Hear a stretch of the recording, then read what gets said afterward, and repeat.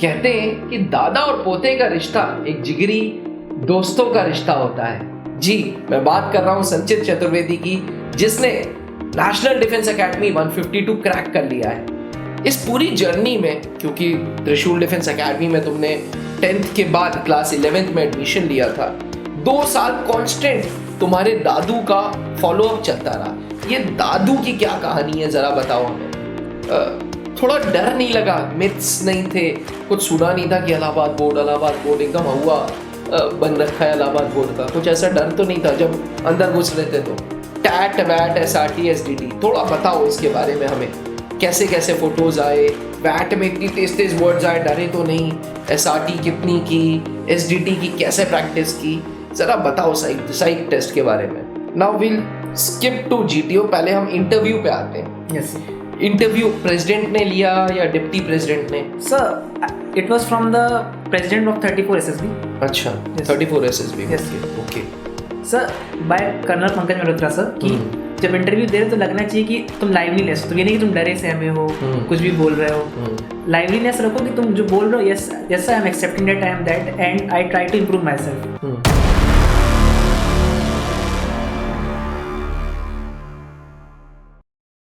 कहते हैं कि दादा और पोते का रिश्ता एक जिगरी दोस्तों का रिश्ता होता है।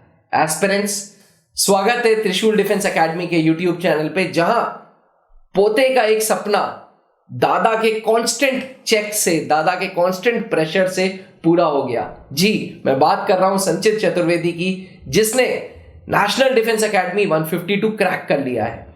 मेरिट में क्या रैंक आएगी ये बोलना तो अभी मुश्किल होगा, लेकिन 2 साल की इस जर्नी में लगातार इसके ग्रैंडफादर, इसके दादू ने हमेशा संचित की पढ़ाई पे चेक रखा, हमेशा संचित पे प्रेशर किया, और आज संचित ने कर दिखाया है। संचित, congratulations. Thank you very much. First of all, heartiest congratulations for a big achievement.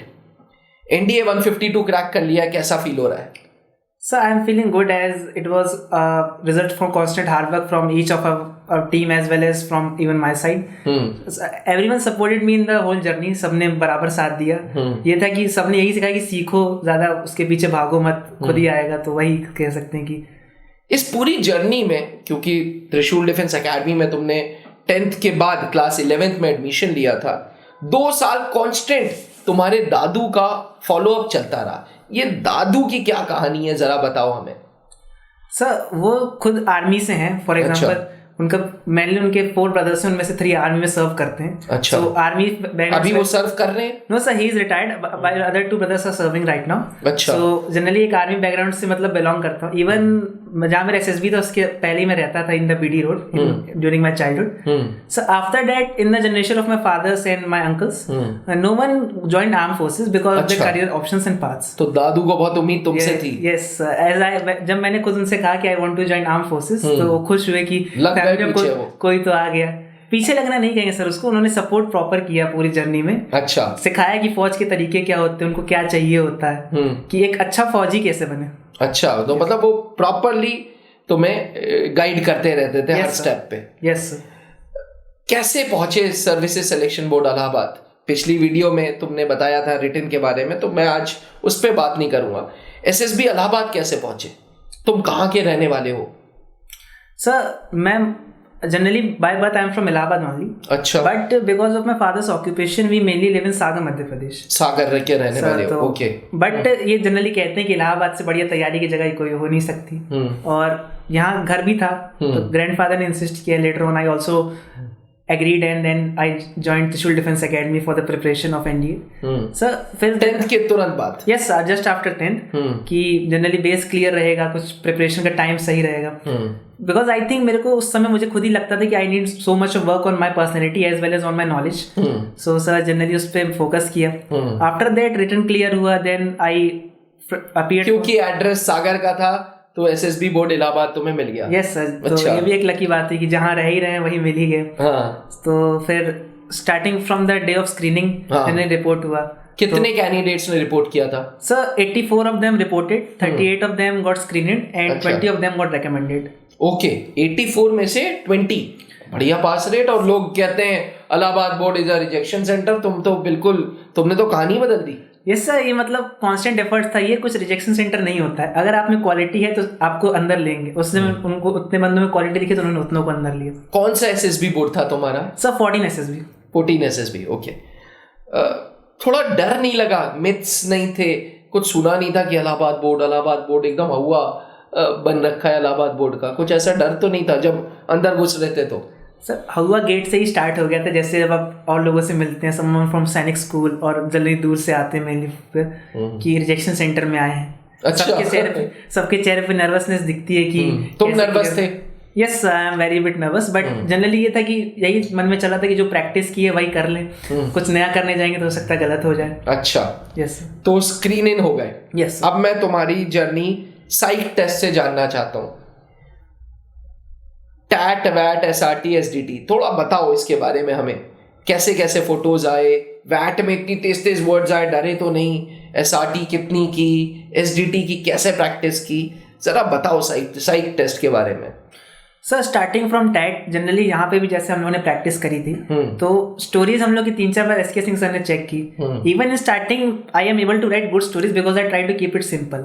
But बीच में कुछ टाइम ऐसा आया था जब मुझे सर ने खुद सजेस्ट किया था कि अपनी स्टोरी को ओवरडू कर रहे हो, कि खुद को ज्यादा अच्छा दिखाने की कोशिश कर रहे हो। तो ये एक मुझे था कि मैं समझ गया कि टैट में अच्छा नहीं दिखाना है, जो आपके मन में उस पिक्चर को देख के आ रहा है। And as for the part की पिक्चर्स कैसी आई, तो पिक्चर जनरली सिंपल ही थी जो हमारी डे टू डे लाइफ से होती। इवन जो हम लोग यहाँ प्रैक्टिस करते हैं, कोई ऐसा तो नहीं है कि नेगेटिव फोटोज थी?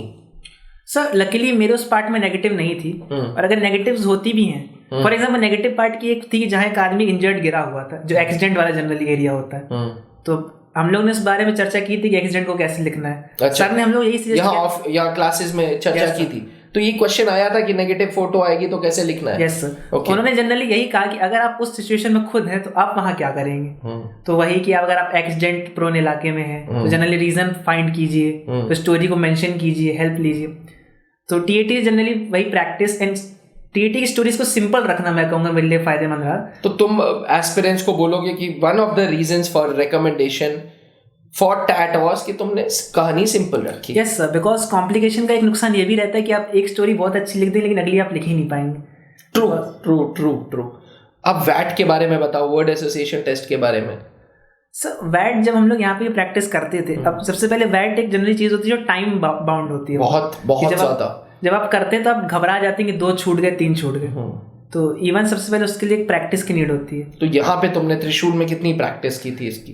प्रैक्टिस करी थी, बट प्रैक्टिस का एक साइड इफेक्ट जनरली ये भी होता है कि जल्दी हम लोग वो वर्ड लिख लेते हैं जो हमारे माइंड में आते ही नहीं है। कि हम लोग एसके सिंह सर ने एक बात मेंशन की थी कि जनरली कोई वर्ड आ गया, for example negative word like किल, तो हम लोग किल का वर्ड सोचते नहीं, पहले किल लिख देते हैं। अब हमें उसको कंप्लीट करना होता है। उनकी एक एडवाइस थी कि लिखने से पहले 3 से 4 सेकंड तक पहले सोच लो और फिर वर्ड को फॉर्म करो। तो ये एक एडवाइस बहुत हेल्पफुल रही कि मैं 60 की 60s वैट सही ढंग से ऑब्जर्वेशनल लिख 60 कर लिया। क्या बात है। अब एसआरटी के बारे में कितने एसआरटी कर पाए? सर आई डिड 46 SRTs, अच्छा, which was my best even before that date।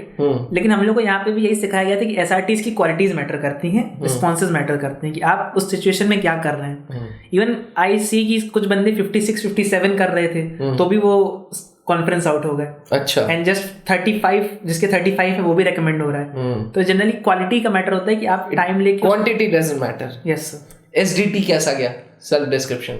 Sir as for the SDT part, SDT में कई बार हम लोग खुद को ज्यादा अच्छा दिखाने की कोशिश कर लेते हैं, कई बार अपनी वाहवाही करते ही उसमें। Yes sir. कई बार कुछ नेगेटिव लिखने के चक्कर में अपने बारे में वो बात लिख देते हैं जो जनरली प्रोफेशनल लेवल पे एक्सेप्टेबल नहीं रहती है। तो हम लोग को जनरली अपनी एसडीटी में, एज अ सर ने भी कहा जब मेरी 2-3 बार चेक की उन्होंने एसडीटीज कि चीज़ों को वो रखो जो तुम्हारे अंदर अच्छी क्वालिटीज हैं, सिंपल है, और ये दिखाओ कि तुम अपनी लाइफ में एम क्या रखते हो rather than that। तो I think that help me a lot during SDT. चलो now will skip to GTO. पहले हम इंटरव्यू पे आते हैं। Yes sir. इंटरव्यू प्रेसिडेंट ने लिया या डिप्टी प्रेसिडेंट ने? Sir it was from the president of 34 SSB। अच्छा, 34 SSB। ओके। किस रैंक के ऑफिसर थे? Sir he was colonel. अच्छा, ओके। कैसे क्वेश्चंस पूछे? हाउ इंटरव्यू कितनी देर का था तुम्हारा? Sir it was around 40 to 45 minutes of interview. परेशान हुए, नर्वस हुए? यस सर, एक पार्ट आया था जहाँ पे मैं खुद लग रहा था कि नर्वस. फॉर एग्जांपल स्टार्टिंग में CIQs ही कंट्रोल था, बट जनरली उनका डिस्टेंस मुझसे बहुत ज़्यादा था, तो कई बार मैं क्वेश्चंस मिस कर जा रहा था. Even for the first CIQ I said about 3 times, sir can you please repeat. एक नर्वसनेस ही हो गया कि सुन ही नहीं रहे क्वेश्चंस, तो क्या आंसर देंगे सही से. बट इवन स्टिल उन्होंने जो पूछा उसको मैंने ऑनेस्टली, और जनरली एक टर्म यूज़ किया गया था यहाँ पे कि लाइवलीनेस रहना चाहिए. ये तुम्हें किसने बताया था? Sir by colonel Pankaj Malhotra sir, कि जब इंटरव्यू दे रहे तो लगना चाहिए कि तुम लाइवलीनेस, तुम ये नहीं कि तुम डरे सहमे हो कुछ भी बोल रहे हो. लाइवलीनेस रखो कि तुम जो बोल रहे हो, yes yes I am accepting that, I am that, and I try to improve myself. कि यहाँ पे तुमने मॉक इंटरव्यू लिया था? यस सर से लिया था. तो यहाँ वाले मॉक इंटरव्यू में और जो पर्सनल इंटरव्यू वहाँ पे हुआ था, कितना डिफरेंस था? So I think there is not very much difference. मैं तो कहूँगा जनरली मुझे तो कुछ डिफरेंस वहाँ समझ नहीं आया. कुछ क्वेश्चंस भी क्लैश किए? Yes sir. फॉर एग्जांपल एक क्वेश्चन जनरली जो PIQ से ही उठता है कि फॉर एजुकेशन बैकग्राउंड, तो उसमें 2 ऑप्शन रहते हैं, इधर यू आर डे स्कॉलर और boarding. Sir I used to write there correspondence, which generally even asked by Pankaj Mehrotra sir about 2 to 3 times कि what do you mean by correspondence? Or it's, I can say it's a copy question there कि I think it's an interesting choice. Why did you choose it? So the when मतलब उन्होंने जब ये question पूछा तो मेरे मन में पहले हंसी आई कि सेम क्वेश्चन का आंसर रटा कर्नल पंकज सर ने बोला था. तो मैंने वही जो आंसर यहाँ उन्होंने मुझे फ्रेम कर मतलब फ्रेम बनाया था कि अपने ऑनेस्ट आंसर दो, तो मैंने वो वहाँ दिया. फिर अदरवाइज वही था कि उन्होंने कहा था कि अपनी जनरल अवेयरनेस पे काम किया जाए rather than जनरल नॉलेज. अब एक मेरे इंटरव्यू में एक ये भी बात थी कि मैं कुछ क्वेश्चंस में स्टक हो गया. For example a very basic question था, who is the current CDS of India? Chief of defence staff. Yes. Okay. I said, sir, sorry sir, I don't know, I will get back to you later. He asked me about all of the 4 major ranks and I was able to answer the general. So I think that I became a bit nervous. But लेकिन फिर एक बात याद आई उनकी कि हर question उसी and पे खत्म हो जाता है, नेक्स्ट क्वेश्चन को पूरे अच्छे से आंसर करो. ये कर्नल साहब ने बताया था? जी बताया. कर्नल पंकज सर ने बताया था. उसके बाद के 1-2 आंसर्स जो मुझे लगते हैं मैंने अपने बेस्ट फॉर्म में दिए. I think that did a good for me. Okay. Yes. Now let's come to GTO part. Yes. 9 task, 2 दिन कैसे बीते ये 9 टास्क 2 दिन? और तुम्हारे जो मेंटर थे इंटरव्यू में, जो मेंटर थे कर्नल पंकज सर, उनके तो क्वेश्चंस वैसे के वैसे ही फंस गए. बट GTO के जो मेंटर थे कैप्टन SK सर त्रिशूल में, और वहाँ पे जो GTO का पैटर्न था, कितना डिफरेंस था? पहले चालू करते हैं GD से. टॉपिक्स कैसे थे GD के? Sir as for the first topic, हमारा फर्स्ट टॉपिक ये था कि in the year 2023 India has developed most in which field? All the 3 of them are scientific field, sports and women empowerment. Sir GD के topic generally normal होते हैं कि जो कोई बंदा का न्यूज़पेपर पढ़ रहा है या जनरली जो न्यूज़ के लेक्चर्स भी देखता है वो उसको टैकल कर सकता है. ओके. बट बात थी कि how do you represent yourself in GD, as GD is the first place where you get chance to interact with GTO and present yourself in front of GTO. सब starting में generally कुछ लोग सोचते हैं कि ज्यादा बोलेंगे तो GTO ज्यादा सुनेगा. इस चक्कर में कई बार फिश मार्केट फॉर्म हो जाता है. इवन सो मैंने जब नोटिस किया कि मेरे राइट और लेफ्ट साइड दोनों वालों ने बोलना शुरू किया, तो उन्होंने फॉर द 20 मिनट्स दे बोलते रहे. बहुत बहुत कॉमन चीज है ये. Yes. But sir as I remembered said by the SK Singh sir himself that generally GD में 2-3 मिनट ऑब्जर्व करना चाहिए कि आपकी ग्रुप है कैसा, कौन आपकी बात सुनने के लिए रेडी है, कौन नहीं है. तो जब मैंने नोटिस किया तो सामने के 3 बंदे सुन के आंसर दे रहे थे. So either about talking to the people on both of my side, I started talking to them only, and we had a healthy discussion like we present each of others topic. And sir GD में एक point होता है कि speaking stamina लोगों का जल्दी खत्म हो जाता है. अबाउट 5 to 6 मिनट जो लगातार बोल रहे थे वो बोलना लगभग कम हो गया. हाँ. तो जब वहाँ अब तुम्हें पॉइंट मिला और तुमने बात की, और वो भी 2 to 3 पॉइंट्स दिए, लेकिन वो भी बढ़िया थे. For example for the science field I mention Chandrayaan and L31. For the sports I mention Asian games and which जिसमें ग्रुप पूरा शांत हो गया उस टाइम पे. I think that work for me. अच्छा. Okay. How was your group planning exercise? Sir, I think the group planning exercise is very similar which we did here only. अच्छा. Sir, for the writing part जब group planning लिखनी होती है तो generally same था. तो इतनी practice हो गई थी कि 10 मिनट का मैंने 7 मिनट में लिख के मैं GTO को देख रहा था कि GTO क्या कर रहे हैं. बाकी लोग इनकम्प्लीट कर रहे थे, मैं उसको साइन करके बैठ गया था प्रॉपर की दिक्कत. अब सर जनरली उसमें एक दिक्कत ये हुई हमारा कि हमारा ग्रुप उस मामले में कोऑपरेटिव नहीं था. Don't try to listen to each other. सब अपना अपना कर रहे थे. ओके. उसमें भी अब जनरली सर की बात जो मुझे मेंशन थी उस समय याद रही कि अगर ग्रुप आपके प्लान से डिफर भी कर रहा है तो वो ग्रुप प्लानिंग एक्सरसाइज, वो आपकी पर्सनल प्लानिंग एक्सरसाइज नहीं है. तो आपको ग्रुप को सुनना चाहिए. तो I change some of my points. Even that GTO ने भी नोटिस किया होगा कि लिख कुछ और रहा है लेकिन ग्रुप के हाँ में हाँ मिला रहा है. हाँ में हाँ नहीं, जो पॉइंट्स उनके अच्छे लगे उसको मैंने मेंशन किया, एक दो मेरे आइडियाज थे। सर जब नॉमिनेशन की बारी आई कि जीपी को कौन वो करेगा, नरेट करेगा इन फ्रंट ऑफ द ग्रुप, तो हमारे ग्रुप में 4 बंदों ने हाथ उठा दिया था 8 में से कि sir I will narrate. But I think as I mention कि सर, मैंने कहा मेरे बाजू वाले sir I think chest number 2 should speak, so chest number 2 ने स्पीक किया। जनरली जो पॉइंट्स उसमें भी नॉर्मल प्लानिंग नहीं बन पाई, बट स्टिल जीपी नॉर्मल अच्छा गया कि ग्रुप को। अच्छा चलो, अब पीजीटीज कैसे गए? Sir with the start of PGT generally normal पहला वाला तो ब्रिजिंग ही रहता है। पीजीटी के कंसेप्ट वही सेम थे कि जो लिवर सर सिखाते हैं हम लोगों की व्हाट इज द लिवर, वही। अब बात ये थी कि जब सेकंड टास्क शुरू हुआ तो एक स्ट्रक्चर था जहां दिख रहा था कि प्योर लिवर बनेगा, तो आई सजेस्टेड कि gentleman I think we should proceed from there, but मेरे आइडिया को इग्नोर किया गया उस समय। बट जीटीओ ने थोड़ी देर बाद खुद ही कहा कि gentleman why are you not following the first idea which you used. तो मतलब मेरे जीटीओ ने फिर उसी आइडिया पे इनिशिएट किया। इससे ग्रुप को भी समझ आ गया कि कंस्ट्रक्टिव आइडिया दे रहा है, तो ग्रुप का ऑटोमेटिक ट्रस्ट बन जाता है। तो लेटर ऑन पीजीटी में इसको रिप्रेजेंट करने का मौका मिला। अच्छा, कमांड टास्क कैसा गया? Sir for the command task, my command task was tough than others. I was called 3 times in the whole 8 people. अच्छा अच्छा, ओके। कि एसके सिंह सर कहते थे कि अगर आप ग्रुप आपको बार-बार बुला रहा है मतलब आप ट्रस्टेबल पर्सन है। आई थिंक जनरली वो काम आया जो मैंने पीजीटी में मेंशन किया, even in HGT I helped. Command task में था कि मेरे ऑब्स्टिकल्स में ही रस्सियां लगी हुई थी, other than that even so I am able to give ideas, though I bit stuck on some 1 to 2 ideas. But GTO I think GTO is convinced from my idea. मतलब जीटीओ की journey तुम्हारी अच्छी रही? Yes. त्रिशूल defence academy में जो GTO की journey थी या पूरी एसएसबी की जर्नी थी वो कैसी लगी तुम्हें?